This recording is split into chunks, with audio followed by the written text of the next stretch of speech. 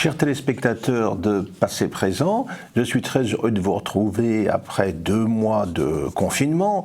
Nous nous étions quittés avec une évocation de la peste marseillaise de 1720. Eh bien, j'ai décidé de continuer dans la même veine puisque je vais vous parler aujourd'hui de l'épidémie de choléra de 1832 qui fut elle aussi une grande catastrophe sanitaire mais également avec des conséquences politiques notables. Pour comprendre ce que fut ce fléau, il faut rappeler ce qu'était Paris en 1832.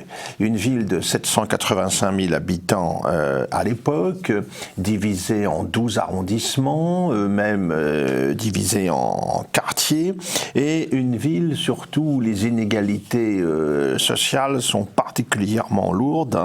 On y compte à peu près 70% de pauvres et à peu près un quart de la population qui appartient à la bourgeoisie, et surtout à la petite et moyenne bourgeoisie d'ailleurs. Il y a des très grands contrastes entre les quartiers, bien sûr, en ce qui concerne les conditions de vie.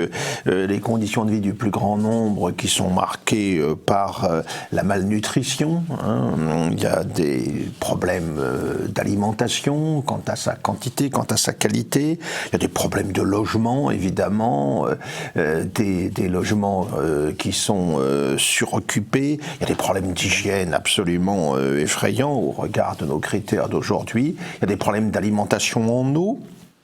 Une insalubrité générale, tout cela va constituer la toile de fond du développement de l'épidémie de choléra, donc en 1832. Alors cette maladie, d'où vient-elle ? Eh bien, elle est apparue aux Indes dans les années 1780, puis en 1817, un nouveau réveil particulièrement meurtrier à partir du Bengale. Agra et Delhi, dans l'ouest du pays, sont gagnés, notamment à la faveur des déplacements des pèlerins. Un peu partout dans le pays, en 1821, la catastrophe s'abat, puis atteint Ceylan, la Birmanie, Malacca, Java, dans les Indes néerlandaises. Entre 1820 et 1824, c'est la Chine qui est frappée, mais pas le Japon, en revanche. Et puis, la maladie se déplace vers l'ouest, elle atteint Mascate sur les côtes d'Arabie, et c'est toute la péninsule arabique qui est concernée, puis la Perse, la Mésopotamie, le Caucase et les rives de la Caspienne.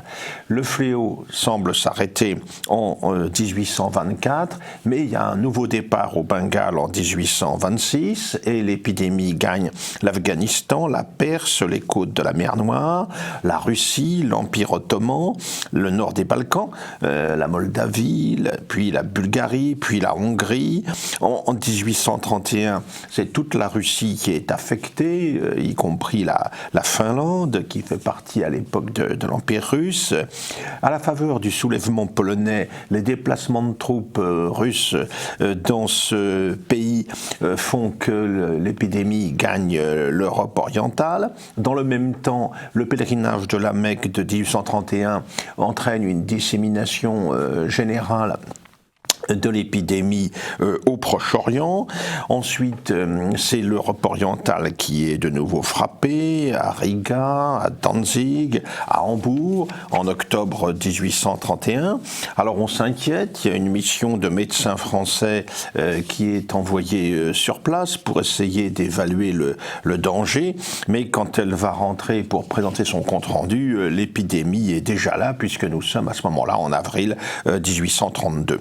L'Angleterre a été touchée dès juin 1831 et à Londres, de novembre 31 à avril 1832, eh bien, c'est toute la population la plus défavorisée de la capitale anglaise qui est touchée. Ce qui rassure quelque peu certains qui considèrent que seules les classes inférieures des pays occidentaux et les pays arriérés sont touchés par le fléau.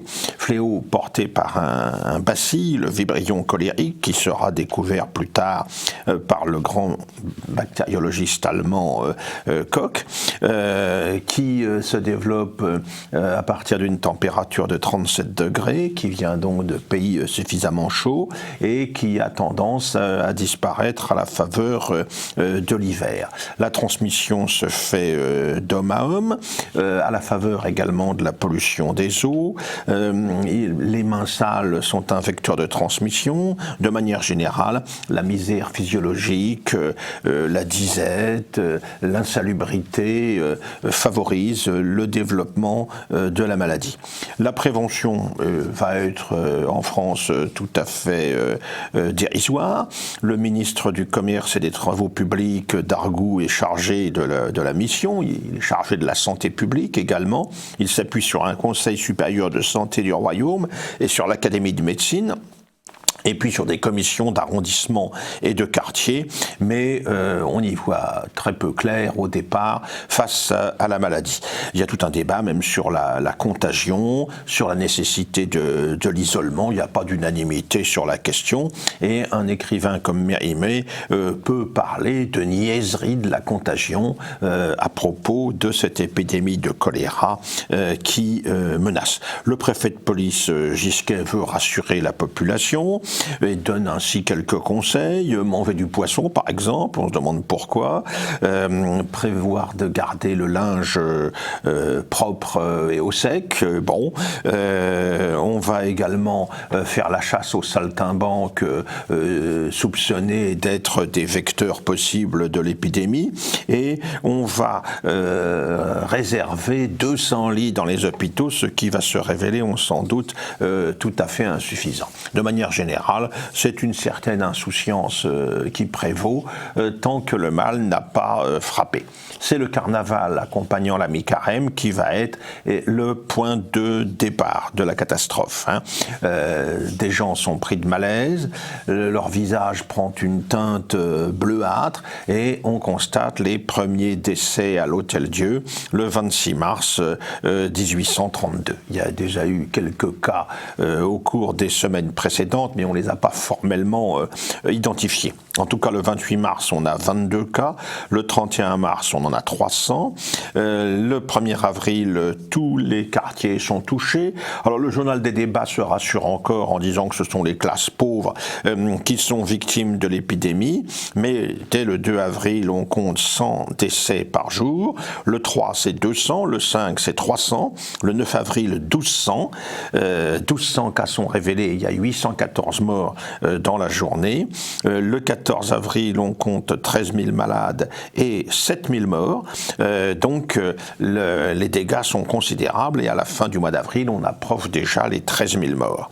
C'est la panique, il y a des rumeurs d'empoisonnement qui circulent, évidemment, et tout cela va s'inscrire dans un contexte général sur le plan de l'opinion, sur le plan politique, particulièrement explosif.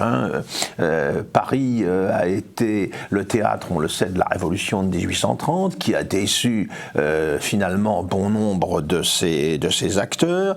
Les sociétés républicaines sont actives, mais il faut compter aussi avec l'opposition légitimiste à Louis-Philippe et puis l'opposition bonapartiste.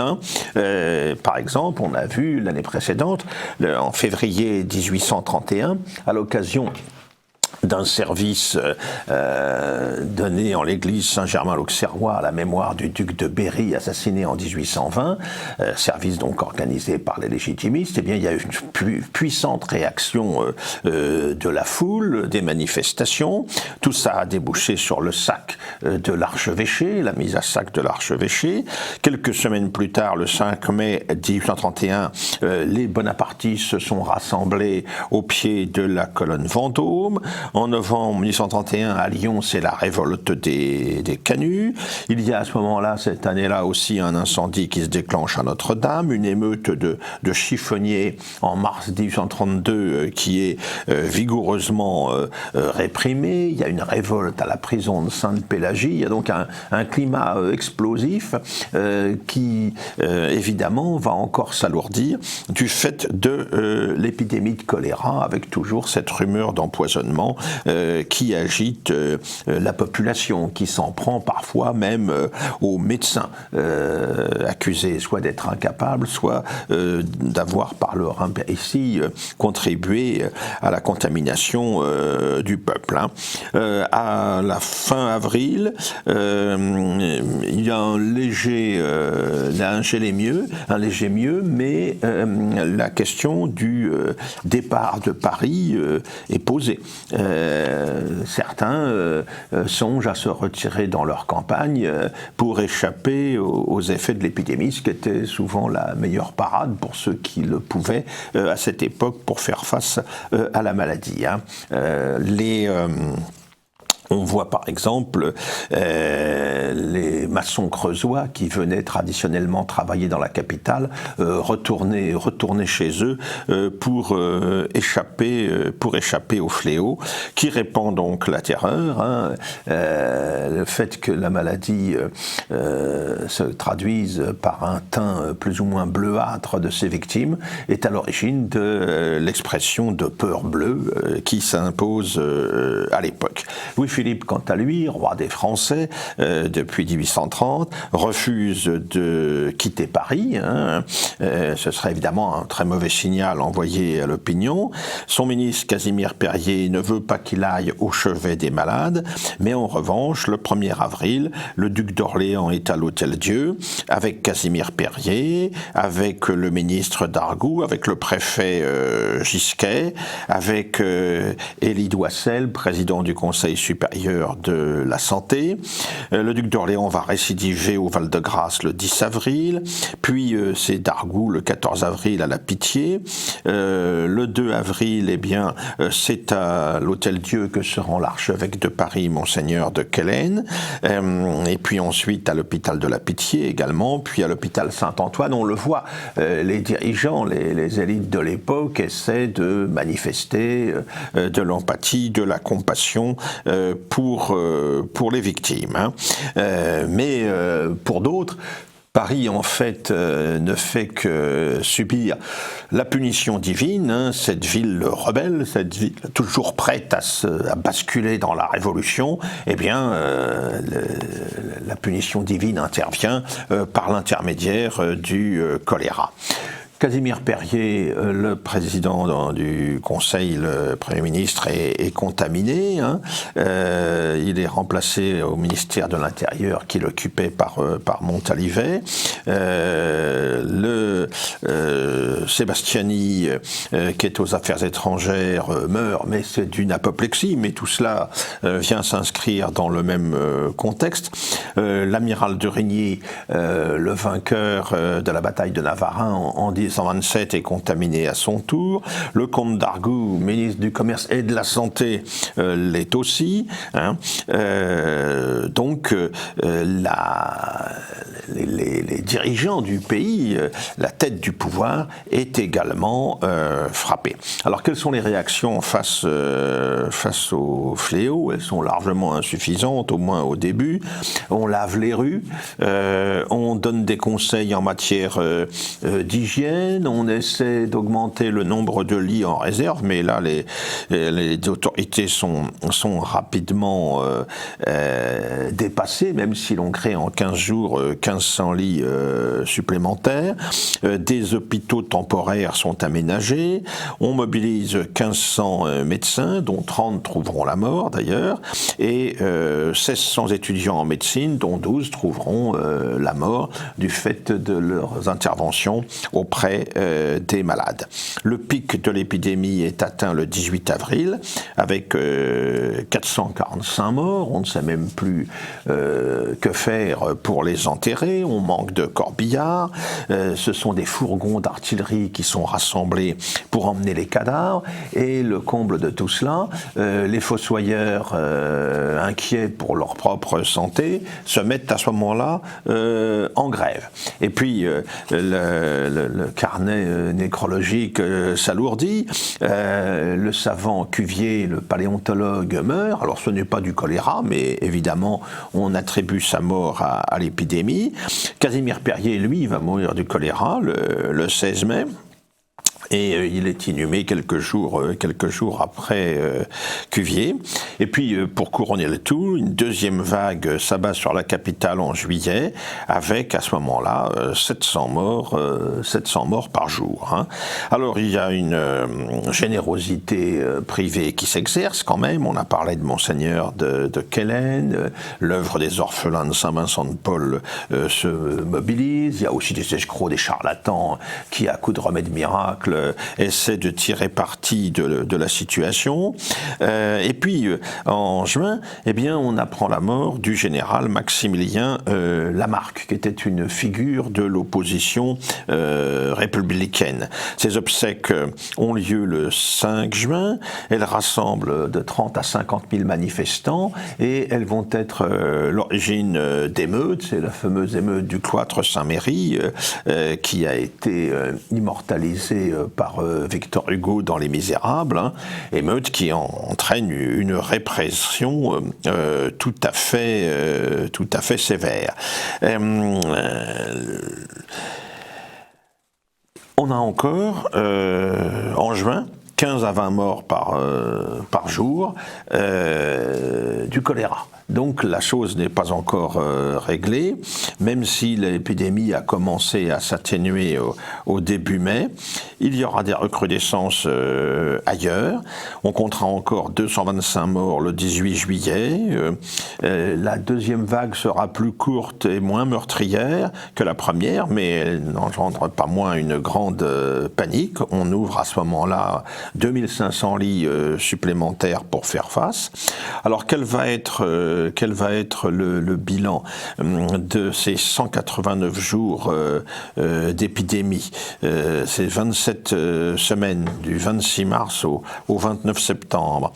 Eh bien, le bilan de cette épidémie, qui a connu une phase de croissance spectaculaire en 15 jours, et puis un repli, une défervescence sensible au cours des 62 jours suivants, le bilan pour Paris sera de 18 402 morts, dont 13 901 sont morts du début mars au 15 juin. Alors ceux qui sont le plus touchés, bien sûr, ce sont les plus âgés, hein, mais aussi les enfants de 5 à 15 ans, les adultes d'âge mûr connaissant une mortalité moindre. Les femmes sont davantage touchées que les hommes, et on note aussi une surmortalité chez les salariés, chez les plus modestes, par rapport aux populations davantage favorisées. Hein. La carte de Paris montre que la mortalité correspond largement aux différences de richesse selon les arrondissements. Et puis en dehors de Paris, la Seine-et-Oise, l'Oise, la Somme, l'Aube, l'Aisne, la Meuse, le Pas-de-Calais, le Nord, Lyon, la Nièvre, le Loiret, l'Eure-et-Loir, le Loir-et-Cher, la Loire inférieure sont touchés au fur et à mesure. Bordeaux va être également touché dans les semaines suivantes, et au mois d'octobre seulement viendra le tour de la Bretagne avec les Côtes du Nord et le Morbihan qui sont affectés à leur tour. Si l'on considère le bilan total à l'échelon national, c'est 94 660 morts sur 229 000 malades déclarés, donc un taux de mortalité énorme par rapport aux malades.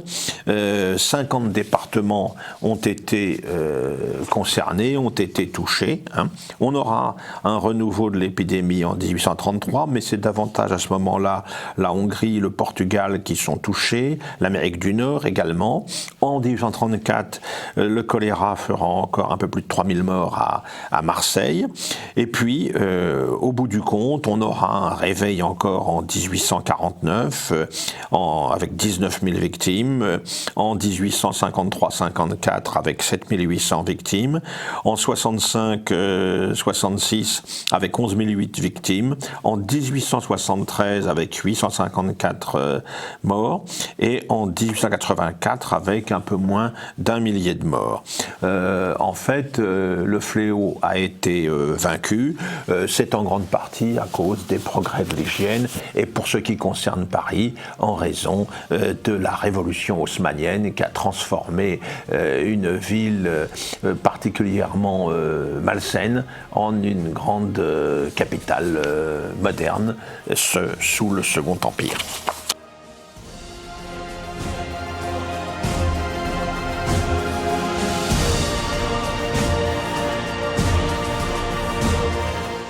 Alors j'ai le plaisir de recevoir aujourd'hui quelqu'un que vous connaissez bien, chers téléspectateurs de TV Liberté, puisqu'il s'agit de Jean-Pierre Maugendre.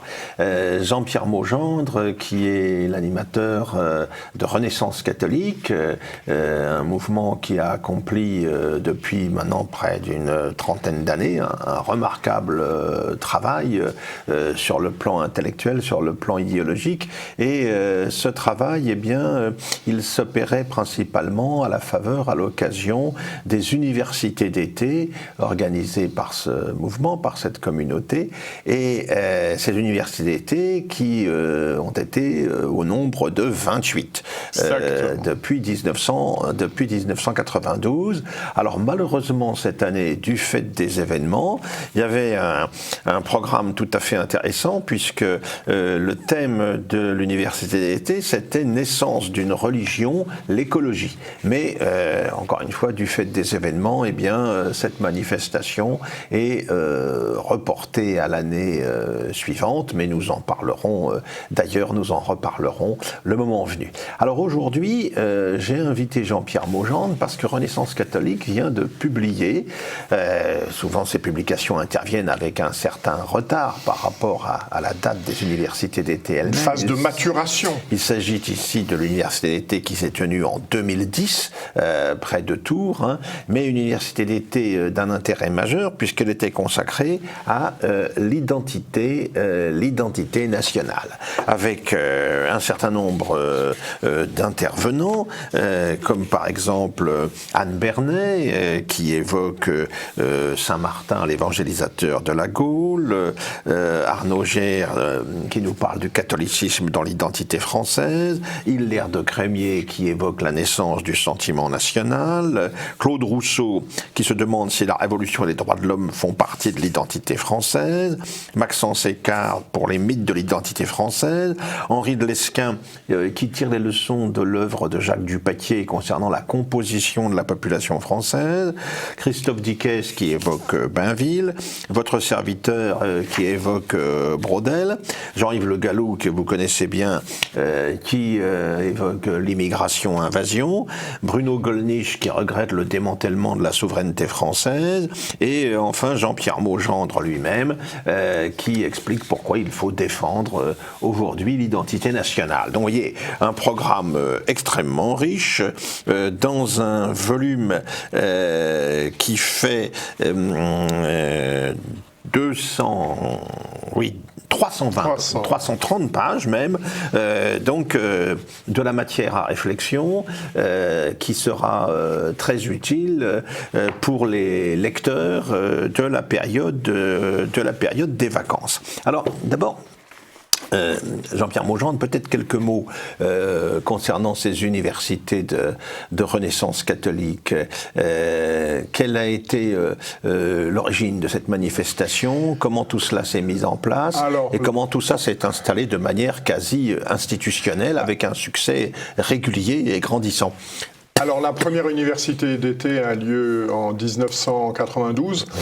L'idée originelle de Michel de Gégère est de dire, voilà, traitons un sujet d'actualité et puis essayons de sortir de la pensée unique et puis de livrer aux participants des éléments de réflexion à la lumière de l'histoire, à la lumière de notre tradition, et puis également dans la fidélité à notre tradition nationale et religieuse. Le meilleur exemple, donc en 1992, sous le titre « Une croix sur le Nouveau Monde ».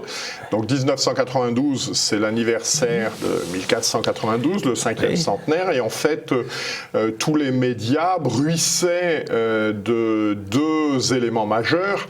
Le premier, c'était la fin de la Reconquista en Espagne, donc la fin d'Al-Andalus, qui avait été, que vous connaissez bien, qui avait été magnifié pendant des décennies. Ce paradis multiculturel. Donc c'était un premier drame, c'était la chute de Grenade en 1492, et puis le deuxième drame, c'était la découverte de l'Amérique par Christophe Colomb et la destruction des civilisations amérindiennes.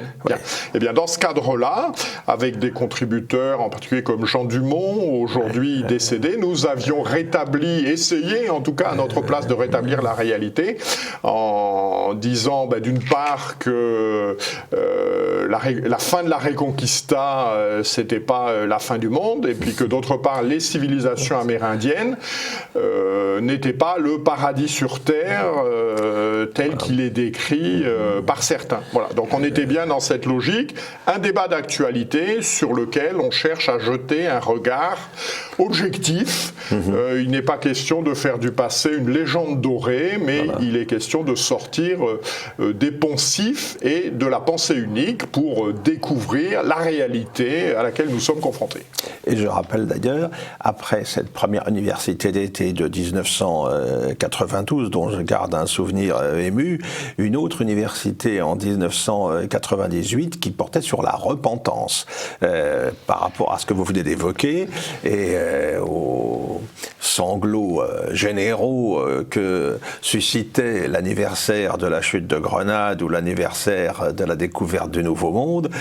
C'était également important, c'est dire à quel point Renaissance catholique a travaillé au plus près justement sur toute la mythologie contemporaine qui s'est mise en place dans la perspective de la culpabilisation de l'Europe.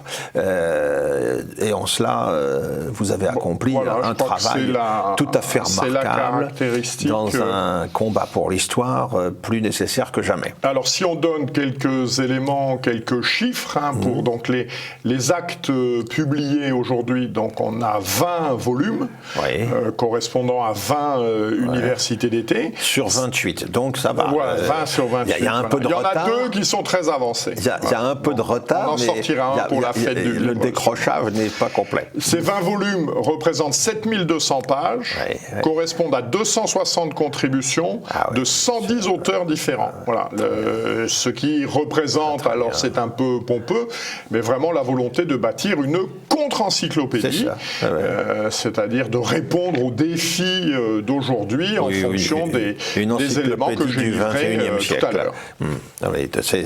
C'est un travail tout à fait remarquable dans sa durée, dans la qualité des interventions qui sont présentées. Alors voilà, je cite quelques intervenants là, qui nous ont fait l'honneur d'être présents, qui aujourd'hui nous ont quittés pour un monde meilleur. Je pense à Jean Dumont, je pense à Jean Madiran, je pense à Serge de Bekertsch, je pense à Jacques Hers, je pense à Vladimir Volkov, je pense à Georges-Paul Wagner, voilà, qui sont quelques personnalités qui nous ont fait l'amitié de participer à ces travaux. D'intervenants lors de ces universités d'été. Alors là, vous nous proposez le volume consacré à l'identité nationale, sujet ô combien d'actualité. Et c'est un volume aussi riche que les autres, avec en couverture la statue de Jeanne d'Arc. Voilà. Puisque la parution vient d'avoir lieu, nous sommes dans une année johannique, voilà, c'est le centenaire d'une part de la canonisation c'est là que je voulais en venir, et d'autre part de sa déclaration par l'Assemblée nationale et le Sénat faisant du 10e dimanche de mai la fête nationale du patriotisme sous l'égide de Jeanne d'Arc. Voilà, donc nous sommes bien complètement dans ce thème. Alors qui était d'actualité il y a 10 ans, puisque Nicolas Sarkozy s'était penché sur cette question en nommant Éric Besson à un poste sur ces questions d'intégration nationale et d'identité. Donc c'est la région pour laquelle nous avions abordé ce thème. Et je crois qu'aujourd'hui, il est plus que jamais d'actualité. Nous avons observé, chacun d'entre nous, comment au moment des épreuves du coronavirus, chacun a retrouvé l'intérêt de la nation. Emmanuel Macron, dans ses discours, les frontières ont été fermées. Il y a une nouvelle actualité, me semble-t-il, de la question nationale, et donc s'interroger sur ce qu'est l'identité nationale, d'une part en général d'un pays, et d'autre part sur ce qu'est l'identité nationale de la France, me paraît tout à fait d'actualité, et vient en particulier en complément des actes précédents que nous avions publiés, le mondialisme dans ses œuvres. Je crois que là, nous avons vraiment deux séquences tout à fait, deux ouvrages tout à fait complémentaires, le mondialisme et l'identité nationale. Tout à fait, et qui répond vraiment à de nombreuses questions d'aujourd'hui. Alors, cette identité nationale, la question est abordée sous divers angles donc dans ces actes. Il y en a un que je retiendrai en premier, ça correspond à l'intervention d'Henri de Lesquen qui présentait les travaux de Jacques Dupaquier. Jacques Dupaquier, auteur d'une histoire de la population française monumentale qui fait référence et qui apporte des réponses sans appel à un certain nombre de questions soulevées aujourd'hui. Alors Jacques Dupaquier, d'abord, nous avait fait l'honneur de participer à notre université d'été en 1996, l'année où nous étions à Reims, où il était venu lui-même traiter de ces questions de démographie. Je crois le fond de la thèse que développe Jacques Dupaquier et qu'il argumente de manière tout à fait importante, c'est de dire que contrairement au lieu commun, la France n'est pas une terre d'immigration. C'est-à-dire qu'il estime que sur le territoire actuel de la France, au temps du néolithique, donc ça n'est pas hier, il y avait déjà 5 millions d'habitants. Et qu'au moment de la guerre des Gaules, donc il y a 2000 ans maintenant, sur le territoire actuel de la France, il y a déjà 10 millions d'habitants. Sur ces 10 millions, d'ailleurs, les guerres avec Rome, avec César, en tueront 1 million. Bon, mais on est déjà, les historiens s'accordent à le reconnaître, certainement avec certaines régions du Moyen-Orient et puis certaines régions de Chine, un des endroits les plus anciennement et les plus densément peuplés de la planète. Pierre Chaunu avait cette formule. Il estime que sous nos pieds, sur les 550 000 km² du territoire français, il y a 300 milliards de morts. 300 milliards de morts. Et en fait, ce que développe Dupaquier, c'est que voilà, on a ce vieux fond néolithique, on a le fond gaulois, que ce que l'on appelle les invasions barbares reste tout à fait marginal. Il y a quelques apports de francs.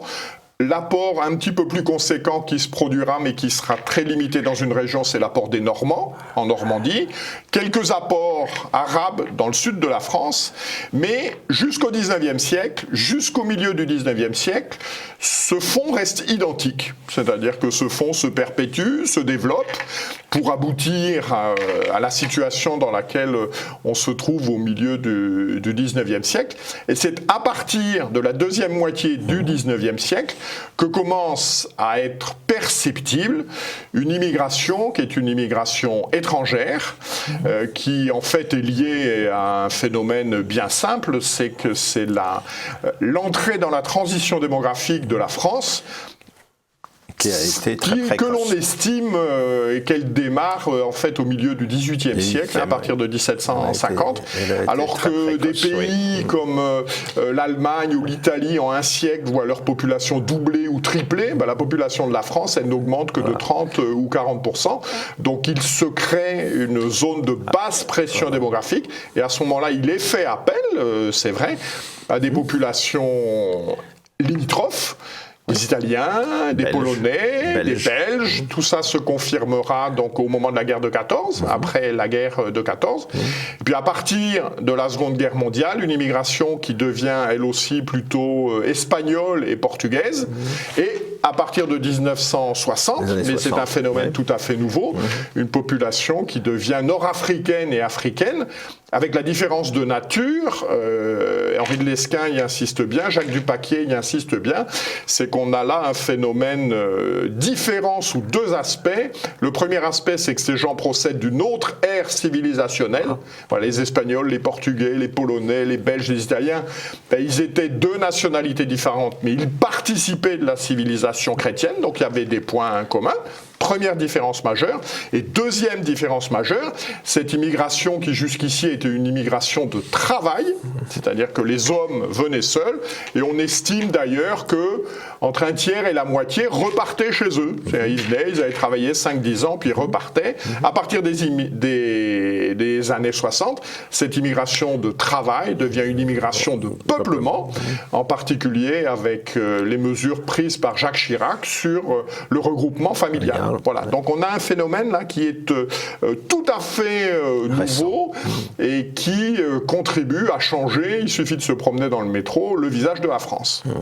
Et puis alors une émigration tout à fait nouvelle et vis-à-vis de laquelle le projet assimilationniste antérieur qui avait fonctionné, comme l'explique très bien Alain Finkielkraut par exemple, auparavant ne fonctionne plus dans la mesure où cette immigration de peuplement, elle entend préserver son identité, elle ne se reconnaît pas dans la France telle qu'elle est le produit de son histoire, et d'où tous les problèmes d'intégration que l'on évoque aujourd'hui, ou de coexistence sur un même territoire de populations différentes. Alors les trois facteurs d'intégration majeurs, puisqu'on est à partir de 1850, donc la Troisième République, bon, c'était l'école, facteur majeur, la scolarité obligatoire, l'école des hussards noirs de la République, etc. Donc la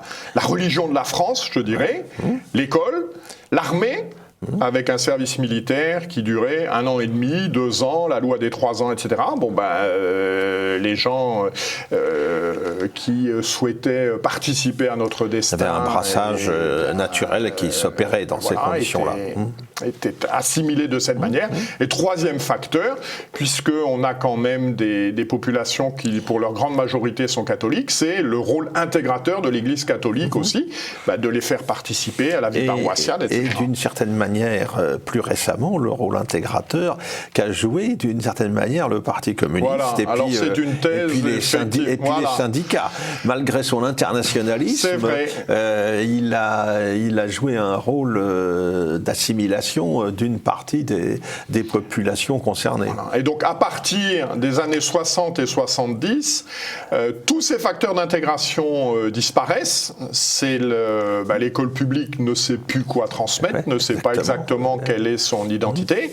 Il n'y a plus de service militaire, et comme ces populations ne sont pas catholiques, eh bien, le facteur d'intégration qui était l'Église disparaît, et donc on a un changement de paradigme, là où on était sur un modèle d'assimilation, c'est-à-dire que l'étranger, eh bien, il devenait comme les autres, et puis au bout d'un certain temps, il s'était marié avec des filles du pays, comme c'était une immigration de travail, on vient de le dire, il ne restait plus qu'un nom un petit peu original. On en a un très bon exemple dans le nombre de familles authentiquement françaises du nord de la France qui portent un nom polonais. Voilà, ils sont devenus français comme vous et moi. Voilà, donc ce phénomène, à partir des années 60, devient sensiblement différent. Et là où on était sur un processus, je dirais, d'assimilation, on devient comme les autres, on est dans un premier temps dans un processus d'intégration, c'est-à-dire que on respecte les institutions, mais on reste différent, etc. Et aujourd'hui, nous sommes, me semble-t-il, dans un processus différent, qui est un phénomène de multiculturalisme et de communautarisation. Voilà. C'est-à-dire nous restons comme nous étions dans notre pays d'origine, d'abord parce que vous nous faites pas envie, c'est tous les débats sur la repentance qui paraissent très importants dans ce cadre-là. Et puis d'autre part parce qu'on est suffisamment nombreux pour vivre entre nous selon les us et coutumes qui sont les nôtres. Et puis en plus, pour un certain nombre d'entre nous, on n'a pas besoin de travailler. Donc on n'a pas besoin en particulier d'apprendre votre langue. C'est aujourd'hui quelque chose qui surprend beaucoup, enfin surprend pas, ils le savent, les travailleurs sociaux, un certain nombre de gens qui sont présents en France depuis longtemps et qui ne parlent pas français, mais parce qu'ils n'en ont pas besoin. Puisque pour parler français, il faudrait avoir besoin de travailler avec des gens qui ne parlent que français ou d'avoir des relations sociales avec ces gens-là. Or, l'expérience montre que dans ce phénomène communautaire, ça n'est plus nécessaire. Et puis, il faut dire aussi qu'un pays qui souhaite assimiler des populations extérieures, il faut qu'il donne envie, qu'il ne soit pas plongé dans les affres de la repentance. Il faut qu'il soit fier de lui, ce pays, conscient d'une mission qu'il doit assumer. On ne peut pas dire que la France d'aujourd'hui soit franchement sur ce registre-là. Et c'est tout le drame des repentances permanentes sur l'esclavage, sur la colonisation. Voilà, quand on entretient ces populations dans cet état d'esprit, elles n'ont pas envie de devenir françaises. Bien sûr. Alors il y a deux thématiques intéressantes aussi dans vos axes sur lesquels je souhaiterais que l'on puisse s'arrêter.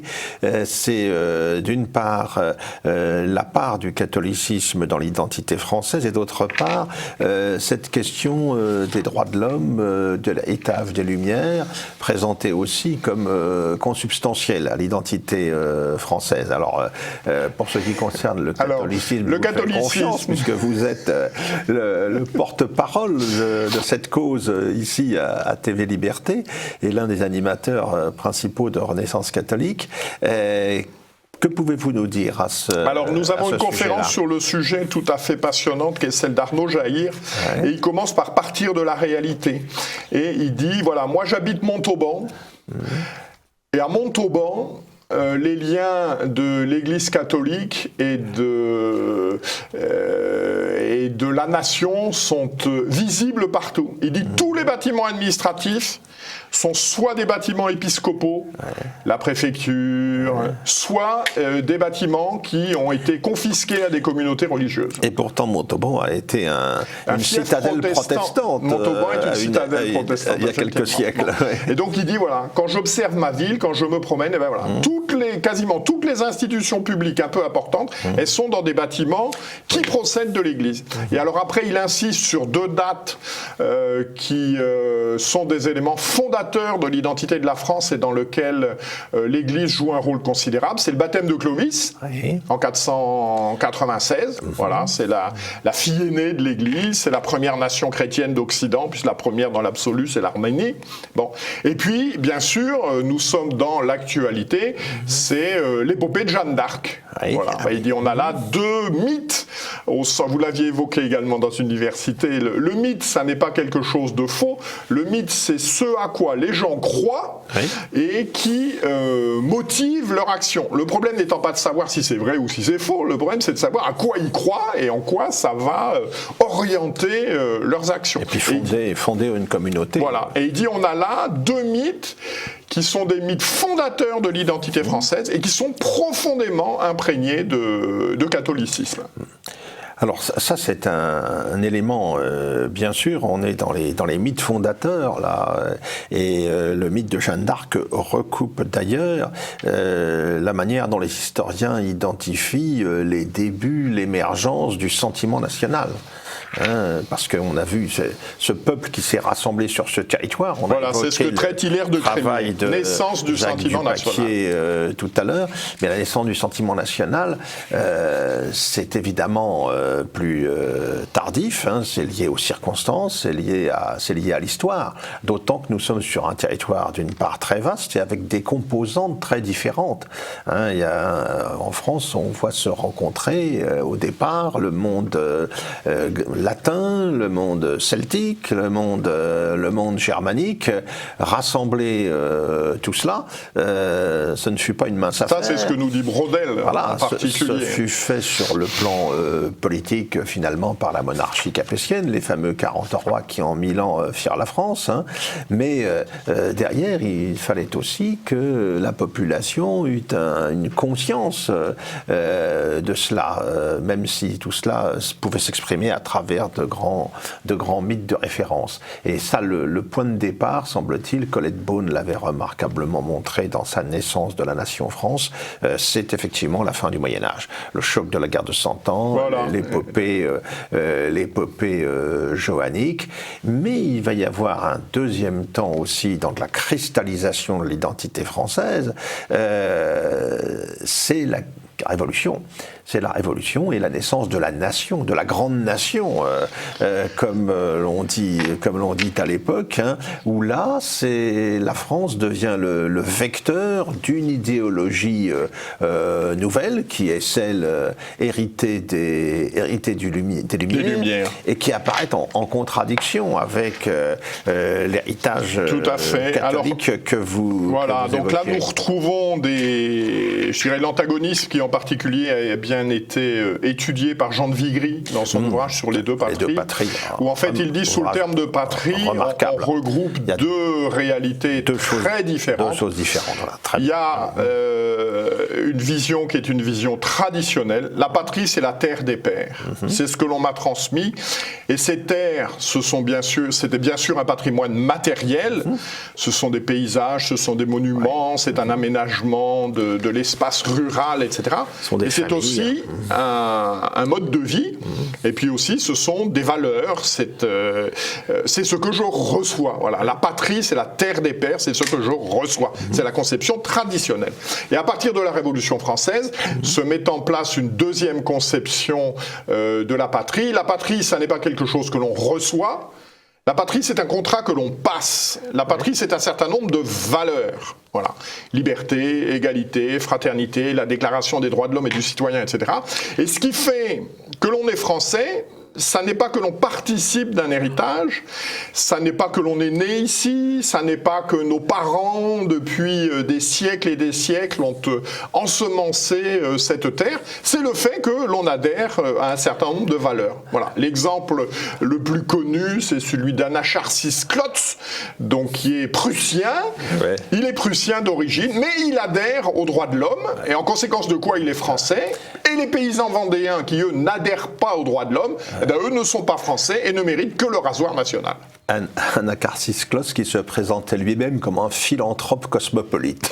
tout un programme et qui nous renvoie à certains discours évidemment tout à fait contemporains. Et donc là, on est sur deux visions qui sont deux visions antagonistes, inconciliables, et qui sont au cœur des débats qu'il faut résoudre aujourd'hui. Voilà, quand M. Macron parle de la nation, de quelle nation parle-t-il ? Voilà. Bonne question. Merci beaucoup Jean-Pierre Maugendre. Je rappelle donc ce titre, l'identité nationale. Hein, ce sont les actes du colloque de l'Université de Renaissance catholique de 2010.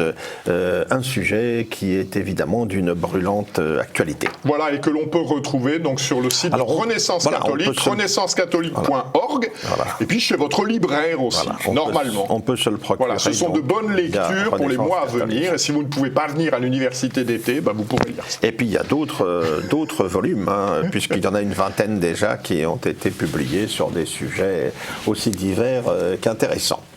Merci beaucoup. Merci de m'avoir accueilli.